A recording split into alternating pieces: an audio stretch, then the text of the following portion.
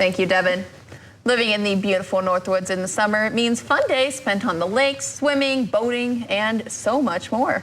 This means also going barefoot and showing off your feet. In here with some tips on getting your feet ready for the summer season is Nurse Christina Paris. Thanks for joining us this morning. Yeah, glad to be here. Good morning. So, what are some issues that occur with some improper foot care? Oh, yeah. So the first one is ingrown toenail, which if you've ever had one can be very painful. So what an ingrown toenail is when the skin around your nail kind of grows over a part of the nail that maybe is cut improperly or trimmed too far back, and it will get infected. So the things that you're going to watch for is it will be red, hard. You might even have some pus or drainage coming from that, and they're quite painful. Usually it happens on the big toe, but it really could happen anywhere. Yes, well, sorry for anyone who's eating breakfast. Yeah. Well. Probably should have thrown that out there first. Yeah, and so you want, there's some home treatments. You could, of course, soak your toe, keep your feet clean and dry. Just watch how you're cutting your toenails, especially if you're a diabetic. You might want to go to a podiatrist to have that done. Interesting. And then what can you tell us about fungal infections? Yeah, so that's another really bad one. So fungal infections, of course, is, a fungus that will grow on your toenails. So our nails are very porous. They're constantly, they take in, you can get sunlight and moisture and things can go into your nails. Well, so can funguses. So if your toenails are kept in a dark, wet place, you can also get athlete's foot. That's another bad one. But your toenails will turn yellow, green. You'll see some kind of discoloration. And so you want to go in and get those taken care of too. You can buy over-the-counter antifungal toe stuff, and just some you just paint on, and within a couple applications, it's usually gone. But just still something you want to watch for. No, certainly. And besides that, what are some more tips to keep our, feet and toenails in a tip-top shape this summer? Yeah, absolutely. So one of the big ones is you want to keep them trimmed. Right. So, we were talking about this, and if come back to me, I'm going to show you on spoons. I didn't tell the people, sorry.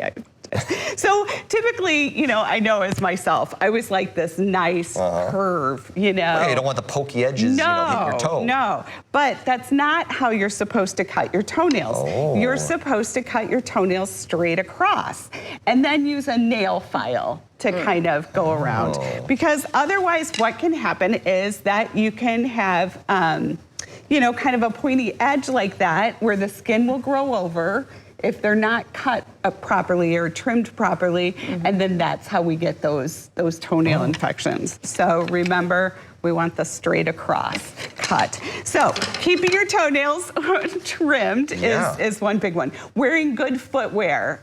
So that's the next thing. You want good breathable footwear, good tennis shoes, socks that will absorb all that moisture, things like that. You want to not go barefoot in public places. So there's... When you say barefoot, does that mean just no sandals or anything? Correct. Or can I still wear my sandals? No, that's no sandals. No sandals. So, obviously, if you're on the dock and you're going to go into the lake, you can go barefoot then.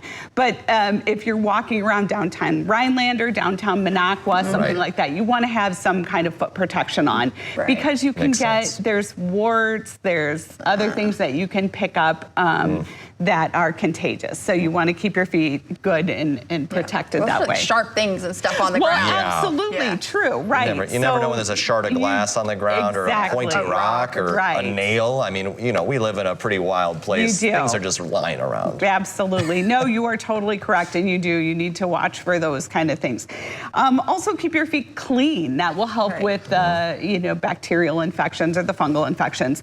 Disinfect your shoes. I spray Lysol in my shoes. I'll take Lysol, you can spray that. Using the sun. The sun is a natural antimicrobial. It can, the UV rays can help kill things. I know my mother-in-law always threw stuff out in the sun when she wanted to kill it after cleaning, like rugs, things like that. Also, using nail polish. So be really careful of the nail polish you use, and make sure that you take the nail polish off for a couple of days before you reapply new nail polish, because again, that gives your nails a time to breathe and grow. And getting pedicures. Be really careful. I have been to places, even locally, that don't properly sterilize their tools. So you really want to make sure that they do. Watch for that. The place I went, they just stuck clean ones in an autoclave bag, but didn't really seal it properly. I saw them just grab it and go to the next, and I thought, well, what was the point of putting it in the bag if you're not going to properly sterilize? But you've got to be careful, because that really can put you at a high risk for infections. Oh, absolutely. Good tips all around there. Yeah. Yes, thank you so much. I mean, a lot of people, again, are going to be going barefoot, but just be a little aware, Right. Get some sandals, get some flip-flops, easy to toss on and off. And I love a good Tiva strapped onto the foot. That's right. All right. Well, but thanks again for coming on in this You are morning, Nurse welcome. Christina. We always appreciate it. you and your spoons. That's Yes. right. Nice spoons. And coming up, we have what's trending, including why